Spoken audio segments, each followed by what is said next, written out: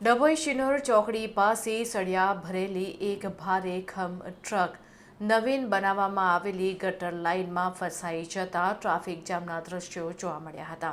ડભોઈની શિનોર ચોકડી વિસ્તારમાં નગરપાલિકાની કામગીરી અને આયોજનના ભાવે સ્થાનિકો અને મુસાફરોને ભારે હાલાકી ભોગવવી પડી રહી છે. અહીં શોપિંગ સેન્ટરના ચાલી રહેલા કામ માટે લોખંડના સળિયા ભરીને આવેલી એક વિશાળ ટ્રક વળાંક લેતી વખતે જ નવી બનેલી ગટર લાઇનમાં ફસાઈ ગઈ હતી, જેને કારણે સમગ્ર માર્ગ બ્લોક થઈ ગયો હતો. ડભોઈ નગરપાલિકા દ્વારા તાજેતરમાં જ બનાવવામાં આવેલી નવી ગટર લાઇન પર હજારો ટન વજન ધરાવતી ટ્રક ચડી જતા ગટરનું માળખું બેસી ગયું હતું.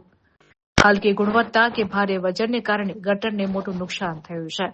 ટ્રક ફસાઈ જવાને કારણે શિનોર ચોકડીથી આંબેડકર ચોક સુધીના માર્ગ ઉપર વાહનોની લાંબી કતારો જોવા મળી હતી. આશરે 2 કલાક સુધી રસ્તો સંપૂર્ણપણે બંધ રહ્યો હતો. ટ્રાફિક જામમાં એસટી બસ, ખાનગી વાહનો અને સ્કૂલે જતી વાન ફસાઈ જતા મુસાફરો અને વિદ્યાર્થીઓ અટવાઈ પડ્યા હતા. કામકાજના સમયે સર્જાયેલા આ ટ્રાફિક જામને કારણે લોકોમાં ભારે આક્રોશ જોવા મળ્યો હતો. નગરપાલિકા અને તંત્ર સામે પણ સ્થાનિકોએ સવાલ ઉઠાવ્યા હતા. ત્યારે આ પ્રકારના ભારે માલવાહક ટ્રકોની અવરજવર માટે રાત્રિનો સમય જ નક્કી કરવો જોઈએ.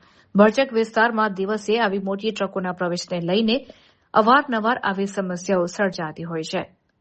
નગરપાલિકાએ બનાવેલી નવી ગટર લાઇન હજુ વપરાય તે પહેલા જ તૂટી ગઈ છે, જે કામગીરીની ગુણવત્તા સામે પણ સવાલો ઉભા કરે છે. ભારે જહેમત બાદ ટ્રકની બહાર કાઢવાની કામગીરી હાથ ધરાઈ હતી, પરંતુ આ ઘટનાએ શહેરના ટ્રાફિક મેનેજમેન્ટ અને સિવિલ કામોની મજબૂતી ઉપર અનેક સવાલો ઉભા કર્યા છે.